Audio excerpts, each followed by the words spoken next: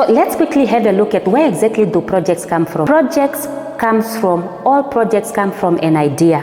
There is someone sitting somewhere in a department, in a business, in an organization, in life, anywhere in the world. That specific person is an idea. They have an idea because they want to improve the world. They want to improve how people go about doing things, and therefore they need to initiate a project.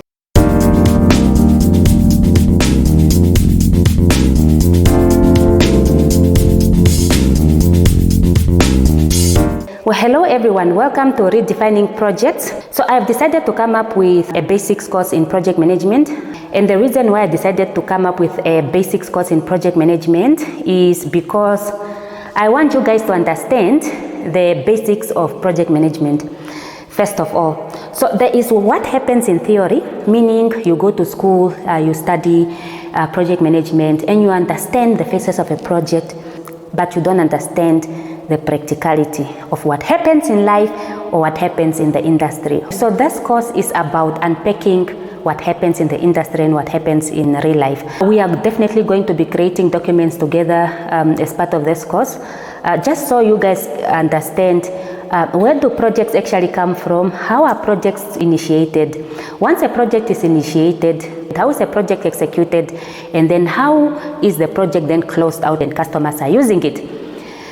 So this course is about the practicality of project management, all right? And even in life in general, you find yourself, you are involved in an events management company.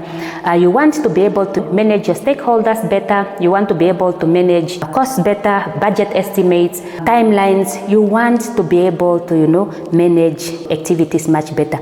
This course is literally for everyone, all right? If you find yourself in a project management role, you don't really know where to start. You don't really understand how do I go about, this project that I'm given. This is definitely a good starting point. If you are an aspiring project manager, you want to get into a project management field, you don't know where to start, I think you should start with, redefining projects. It's definitely going to be an awesome course because we are going to be looking at the practicality of project management. How do you create a stakeholder matrix? How do you come up with a project plan? How do you come up with, a communication plan? So how you in practical go about, executing a project. Guys, please bear with me. This is going to be a long course. I'm going to be dividing this course in a lot of videos, I think 20 videos. This specifically is an introduction video where I'm going to take you guys through, what we are going to be covering as part of this course and taking you guys through what happens, where do projects come from, how are projects closed out. For those of you guys that are in project management, you understand there are certain methodologies in project management. There's agile and there is waterfall. So I'm not going to be specific to a certain methodology, and the reason why I'm not going to be specific to a certain methodology is because I want you guys to grasp all basics about project management, all right?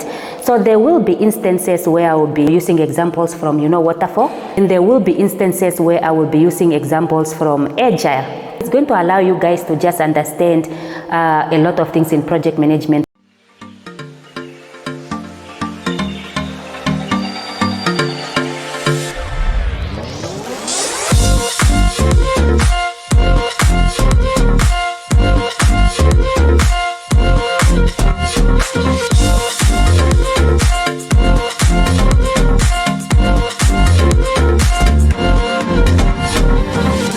Just a little bit about myself.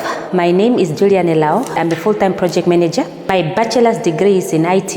I studied systems administration and networks. I furthered my studies in project management with the University of Stellenbosch.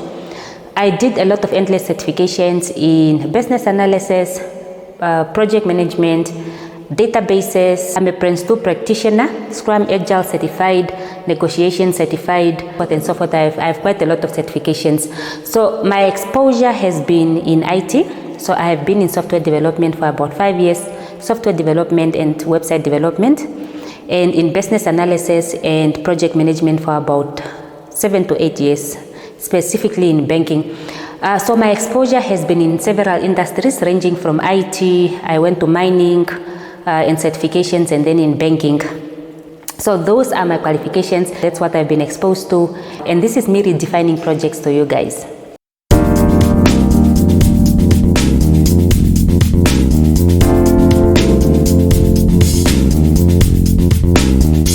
Alright, so what exactly are we going to be covering as part of this course? So this is the introduction course. We are going to be covering the phases of a project as part of this course. We are going to be talking about how do you plan, how do you manage, your main project constraints. That's your cost, time, resources, quality, scope, and budget. We are going to be talking about project documentations, where I'll be taking you guys through how do you come up with a project plan, how do you come up with, a stakeholder matrix and so forth. We are going to have a lot of examples in terms of, several projects and how you go about executing those projects. And lastly, we are going to be talking about emotional intelligence, very important for a project manager. And you guys will get to learn later what emotional intelligence is. So as part of the introduction course, I want us to look at where do projects come from, what exactly is project management, what exactly is a project, common project methodologies, project constraints, common project roles, what do project managers do, and then why do projects fail. So let's quickly have a look at where exactly do projects come from. All projects come from an idea. There is someone sitting somewhere in a department, in a business, in an organization, in life, anywhere in the world. That specific person is an idea. They have an idea because they want to improve the world. They want to improve how people go about doing things. And therefore, they need to initiate a project. Now, there are so many reasons why projects come forth. The first one is there's a business need. The organization needs to start servicing their customers better, meaning they want to improve their process flow in terms of not wanting their customers to stand in queues. Therefore, there is a business need. We need to do this. There's a business need. All right, or there could be a customer request. Customers are requesting that you come up with an app. We want a new app because we want to be transacting 24/7. Therefore, please give us a new system. So ideas come from anywhere. It can be a market response. All right, competitors are responding to the market. Other competitors are servicing, customers this way. Therefore, we need to initiate a project. All right, so there are so many reasons why projects come about.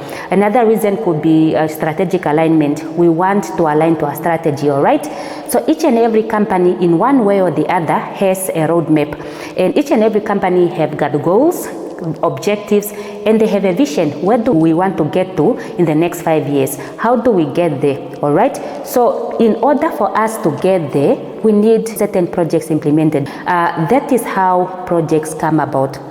Another reason could be new technology or changes in systems. We want to change a specific system. That system does not work for us anymore. All right, so there are so many reasons why ideas or projects are initiated. There could be new technology needs to be implemented. There is, new regulations. The government is saying, look, you need to change the way you do things. All right, or there is a process improvement. Our customers don't need to stand in the queue anymore. Therefore, we need to implement a ticketing system that allows customer to generate tickets. So many reasons why employees come up with, ideas, but the ultimate goal of, coming up with idea is because we want to change. It's a change initiative. We want to change things, we want to improve something. We want to execute something because it helps someone or because then it will help our business. So, projects comes from an idea. Now that you have an idea and you are an employee in a specific department, or you work for a certain business, or you own your company or whatsoever, what do you do with this idea? All right, how do you make sure that your idea is heard by the next person? Now, if you work for a specific department, the next person that you need to tell about your idea, in most companies, they have what we call project management office, all right, where ideas generated from all across the company can be logged with the project management office. But you also find some certain organizations that don't have, that management of projects. Therefore, then what do you do when you have an idea and you really want, this change to be initiated? So definitely you want to make sure that you pass your idea to the next person, maybe your supervisor, and tell them, I have this idea. I think it's going to change our department. I think it's going to change the way we do things. Therefore, I really want us to take this idea forward. Now, in most companies, they have what we call a project registration form or a business request form. I don't know what you guys call it in your organization, but it's literally a form that allows people with ideas to then document their ideas and then, submit their requests to the people that can actually either approve or decline if this idea can be implemented or not. Now, if you look at the phases of a project, the first phase of a project is your ideation phase. In some instances, we call it the initiation phase. Ideas happen within the ideation phase. That is the first phase of a project, an idea. All right? Now that you have an idea, and you need to document it somewhere, you can, use your project management form or new project request form, however you call it in your organization. In this project request form, this is where you stipulate what is the actual problem that you are facing, how do you foresee the solution working, how much do you think it's going to cost the company. Literally, you want to list on a high level why you want to log the change initiative. Now that you have your business request documented and it's somewhere and it's valid and your organization has access to it, there is a document called the business case. Now, the business case is a document that is used by decision makers to make decisions about change initiatives that are logged within an organization in terms of, is this change initiative, does it make sense to an organization? Can we take it forward? Now, a business case is a detailed project request form, and it allows executives to make decisions around, can we go forward with this initiative? So as part of the business case, you want to document the problem in details, the solution in detail. You want to make sure that you talk about the benefits in details. What are the return on investment if we implement this initiative? A business case is the document that is then used by executives in order to make decisions. So first is an idea. The idea is in your mind. Nobody knows about the idea, all right? So secondly, you need to tell someone about your idea. So you need to log it in a project new request or whatsoever documentation your organization uses. All right, once the idea is logged, the idea gets unpacked. All right, it gets unpacked through a business case. And there's a lot of things that your executives will look at as part of the business case. When are we likely to make earnings back from the initiative? How much is it going to cost us? Does it make sense to implement this change? So based on those questions, executives can then decide whether they are continuing with the project or not. Now, if you look at the phases of a project, everything that has to do with the idea, everything that has to do with making sure that your idea is documented into a project request form and making sure that you come up with a business case, all happens within the ideation phase. All right, so if you look at the phases of a project, there are input and there are outputs. Now the input is the idea. The output is going to be your business case and your project form. What happens now that your executives has looked at your business case, they have approved your business case, what is the next step? The project moves from the ideation phase into the planning phase. So ideation, initiation into the planning phase. Now in the planning phase, this is where the project team starts unpacking the details of the request. What is the person looking for? What is the change about? How are we going to implement it? So as part of the planning phase, this is where a project manager is assigned on the project, and this is where you start, creating your project plans, making sure that your change management plans are in place, making sure that your communication plans are in place, making sure that your scope documentations are in place, your schedules are in place. Time, schedule is your time management documentation. This is where you make sure that you plan everything about your project. You plan around your stakeholders. So you create stakeholder matrix. This is where you plan your project. This is where a project manager is involved in the project from the planning phase. All right, now that you have planned your project, what do you do? The next phase is the implementation phase. Now, as part of the implementation phase, this is where execution happens, all right, on the project. This is where you carry out the work of the project. So, for example, you are developing an app. This is where you have your developers on board. This is where you have your testers on board. This is where all stakeholders, including the project team, actually make sure that they do carry out the work of the project. And then once everything gets implemented, you close out the project. Now, if you look between ideation, planning, execution, and implementation, Who is responsible for making sure that all those activities are done? A project manager. All right. Now let's look at the definition of project management. The definition of project management is application of processes, methods, skills, knowledge, and experience to achieve specific project objectives according to the project acceptance criteria within agreed parameters. So in order for you to become a project manager, there are certain skills that you need to have, all right? Theoretical skills. You need to be able to take the project from ideation into close out, all right? You need to have the skills, you need to have the knowledge, and you need to understand the methods and the processes moving the project from one stage to another. Ladies and gentlemen, this is the reason why I decided to start with the phases of a project, because I want you guys to understand how is the project manager involved when there's an idea to when the project is actually executed. Now, the definition of project management is about getting things done.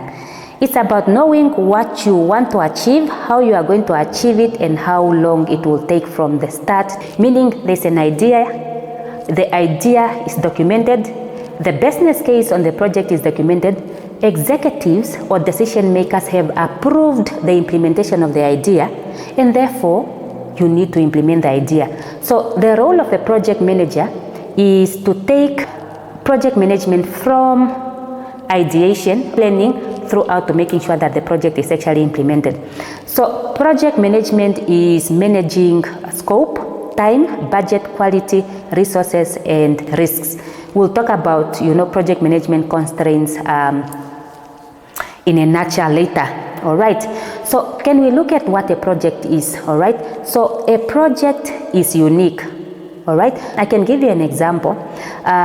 Say for example, you are a contractor and you are building a house. You are building two houses. The building of two houses is similar in nature. It's both houses. You are building houses, but each project is different. Why? Each house is going to be having its own specifications. All right.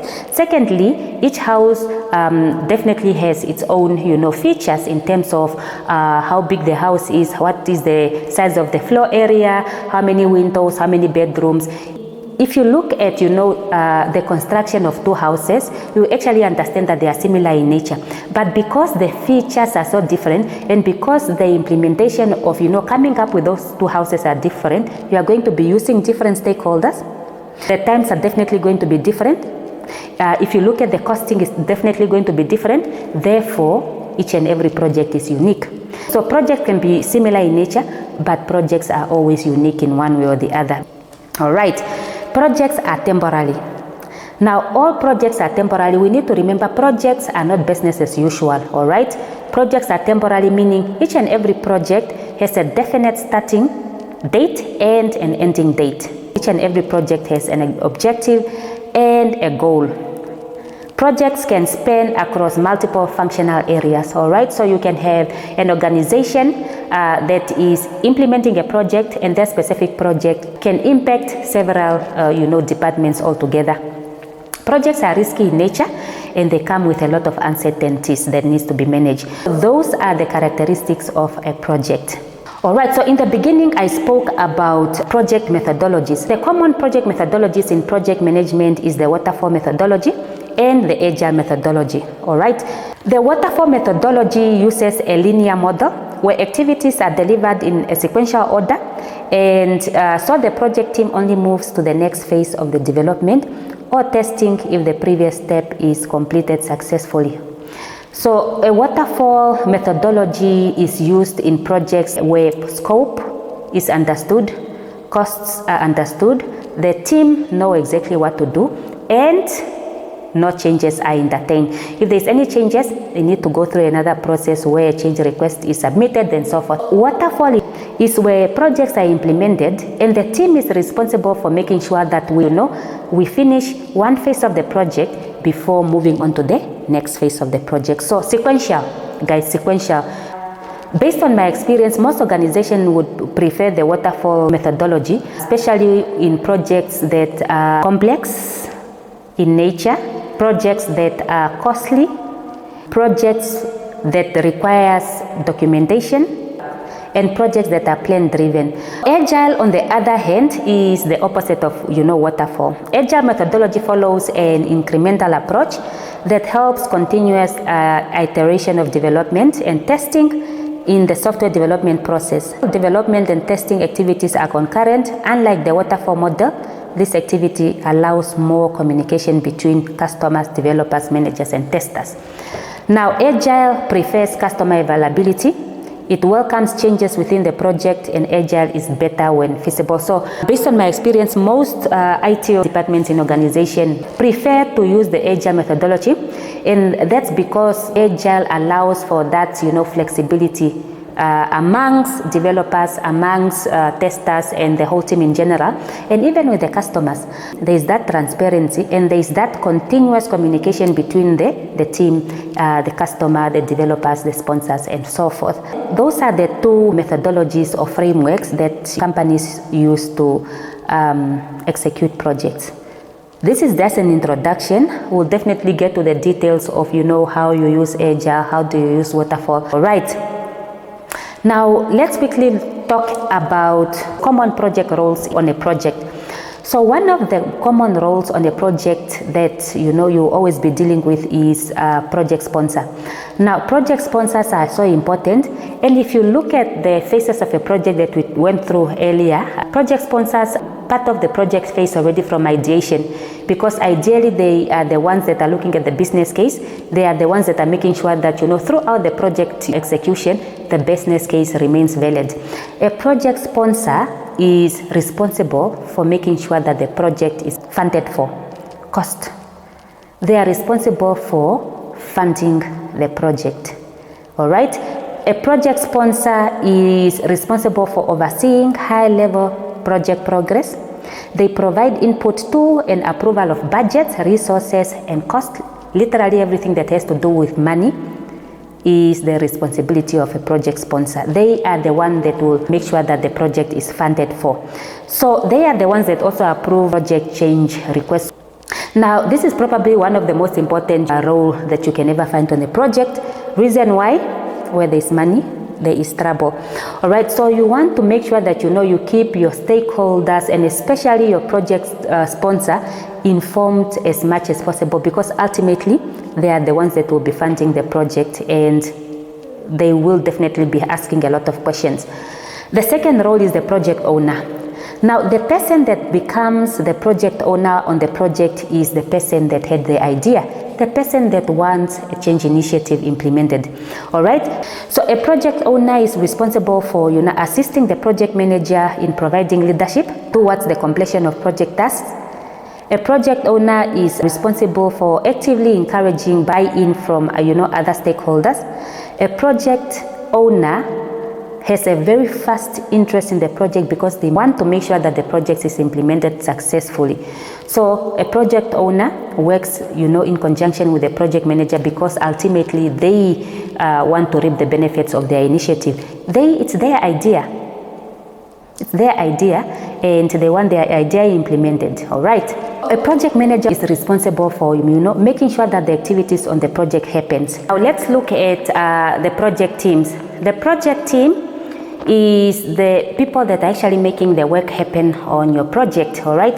So your developers, your testers, your business analysts, your change managers, each and every subject matter experts, literally people that are involved on your project in making sure that work is actually done. Let's just quickly look at what project managers do. So I've taken you guys through the phases of the project. The idea is documented within the ideation phase or the initiation phase, documented into a project request or a business case.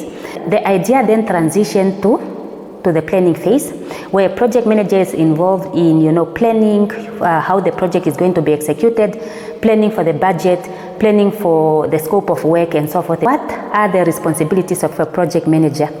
So project managers are responsible for managing project activities, like I said, making sure that when the project moves between the phases, activities are actually managed. Project managers are responsible for managing scope, time, resources, cost, quality, and all the project constraints. A project manager is responsible for communicating activities on the project, communicating with all the stakeholders on the project, making sure that things actually happen on the project.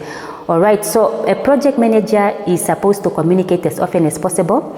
For example, your project sponsor, you want to communicate to your project sponsor as often as possible. Are we still within budget? Is the business case still valid? And you want to communicate to your team, team members, making sure that activities are carried out on the project. A project manager is responsible for solving problems, all right? Escalating issues, resolving issues, coming up with issue logs, making sure that issues are solved for on a project. Project manager is responsible for, creating relationships. I'm yet to, meet someone else that needs to create relationships as often as a project manager. A project manager needs to create relationships with, the team members because ultimately you want, the team members to be able to deliver, activities on the project. Therefore, you need to make sure that, you create relationships with your project team. The last one is the project manager is responsible for documentation. Now, there are certain documentations that, are not entirely the responsibility of a project manager. For example, if you look at a business case or if you look at a project request form, those documents are normally completed, drafted by project initiator or someone from business or someone that understands what needs to happen on the document. But ultimately, it is the responsibility of a project manager to make sure that documentation is done. Stakeholders are supposed to come up with, certain project documentations on the project are actually done. But ultimately, the project manager is also responsible for a lot of documentations on a project. They are responsible for coming up with your project plan, communication plans, coming up with scope documents, or at least making sure that the scope documents are valid or they are actually done by the responsible parties.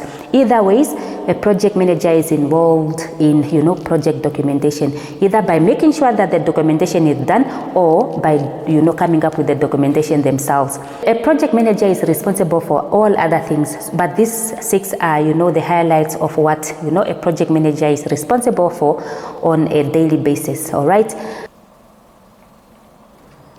So let's look at, high-level project constraints. Now, in project management, there are 6 constraints that needs to be managed properly, otherwise they hinder the process of a project.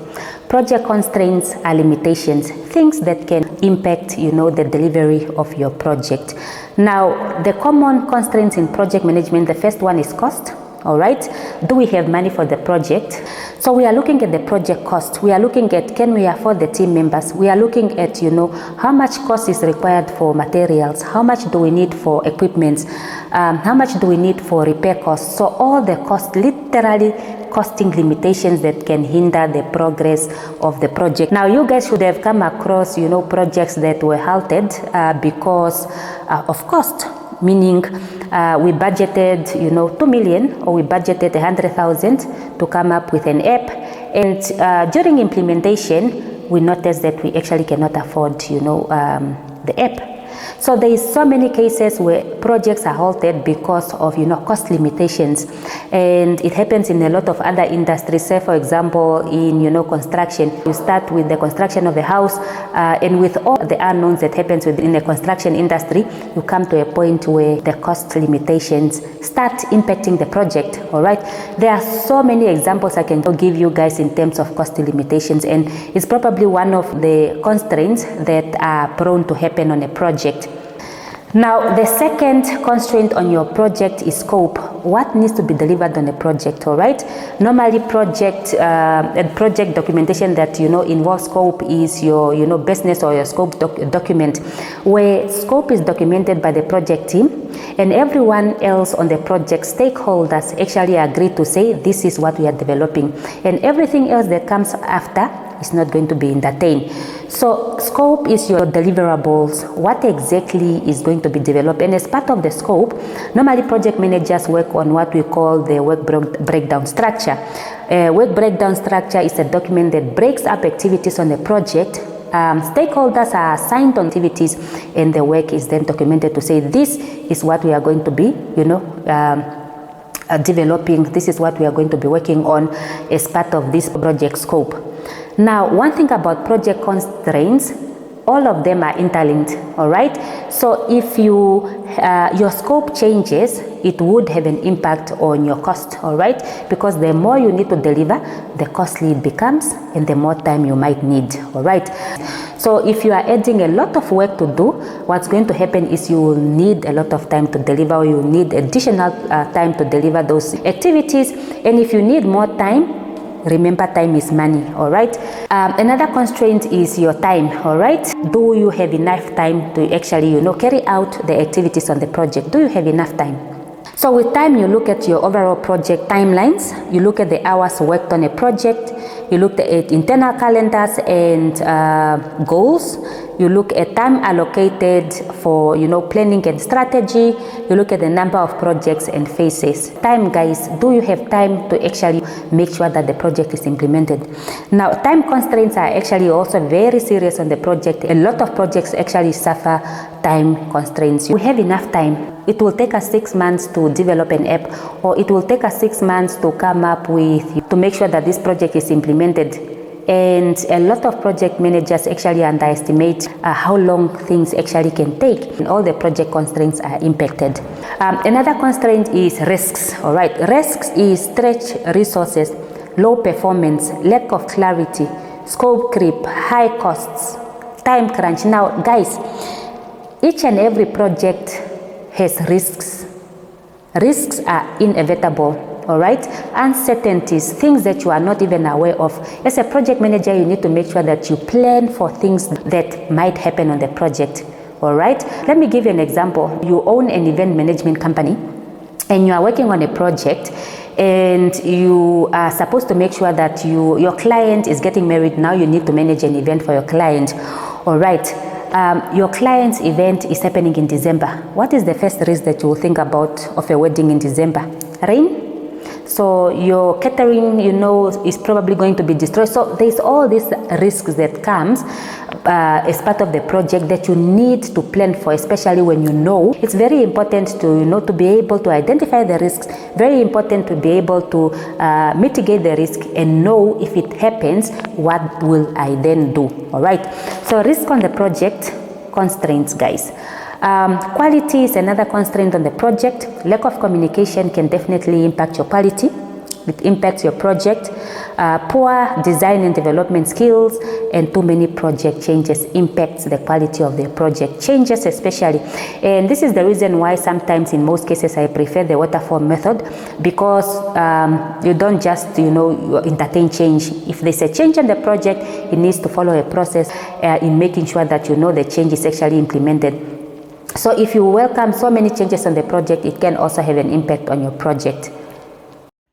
So the last constraint is resource constraints. Now, resource constraints occur when project managers do not have enough resources to meet the demands and outcome of a project.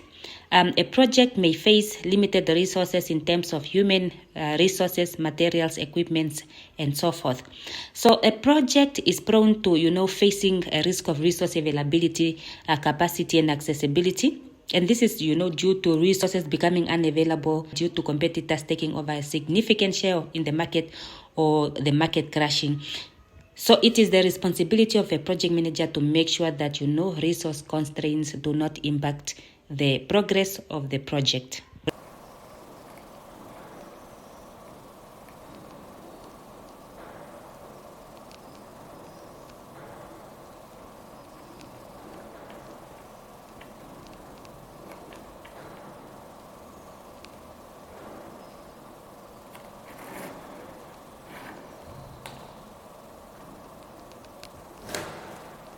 All right, so let's look at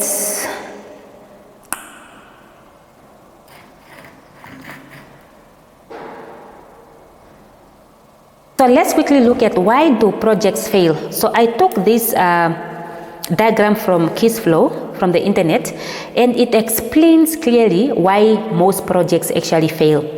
Let's do this great project. So management will normally come up with an idea, or anyone within the team will come up with an idea to say, okay, this is a good idea.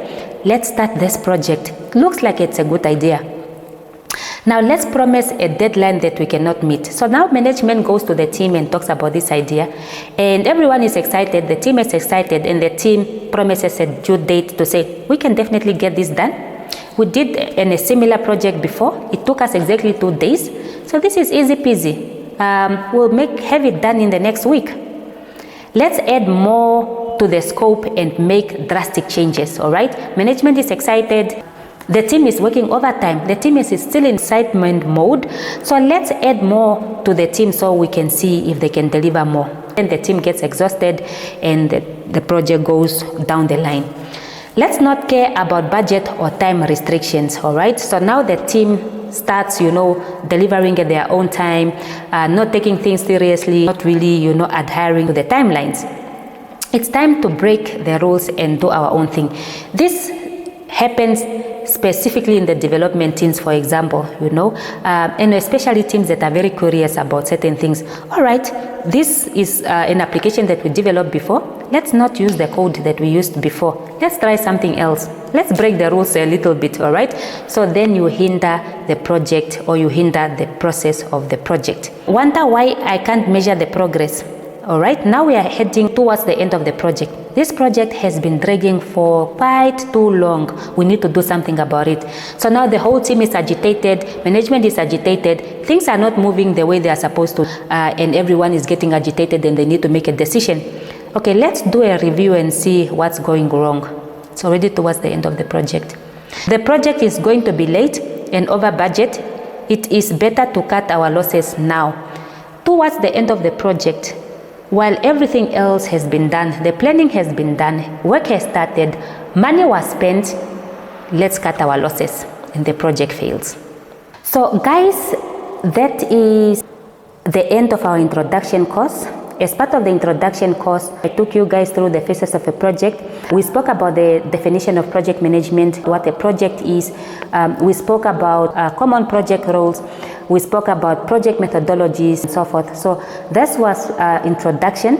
In the next course, we are definitely going to look at phases of a project in a nutshell, and we are going to look in details on how you actually complete a project request form. We'll look at how you complete a business case in practical, and we are definitely going to have different examples of companies on how you actually come up with a business case. So that is the end of my video, guys. I see you guys again next week. Now if you look in the description below, there are links to courses that I believe will add value to your project management journey, courses on Udemy and so forth. Please check out the courses in the description below, just for your own learning. Guys, please also go to my website, www.shop.julianelao.com. There's endless resources on my website, a lot of books that you can buy, especially in project management, in other professionals as well. There's also a lot of free resources that you can make use of. There's a lot of free magazines that you can just read. And if you want to feature on my website, if you have a story to tell in terms of your career journey, in terms of business, please share it with me. Email me on info.julianelao.com. Lastly, guys, this is my Facebook. Content creation is an art form. It's actually the Facebook that I've written. As you can see, it's not in project management, but definitely it will add value. If you're a project manager and you want to become a content creator, please buy this book on my website. So there's a hard copy going for 180. But you can also buy it on Amazon. The link is in the description below. Guys, please buy the book. And I have also put other links in the description, books on Amazon that you can buy, that I'm so sure that can help your project management journey. Thank you so much, guys. Let's catch up again next weekend, as we will be talking about how you complete a project request form and then how you come up with a business case when you have an idea for a project. Ciao.